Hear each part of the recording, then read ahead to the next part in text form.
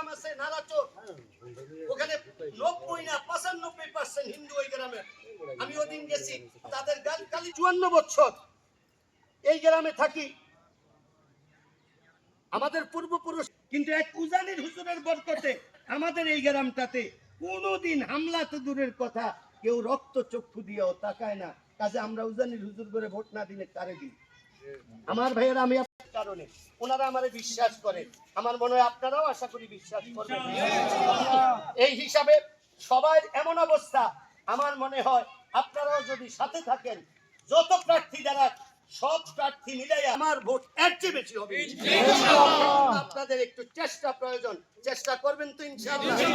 আমার আরো কিছু কথা, আরেকটা কথা হইলো, আমরা দিন শুরু করি সকালবেলা সূরা ইয়াসিন তেলাওয়াত করি, পরে দিন শুরু করি।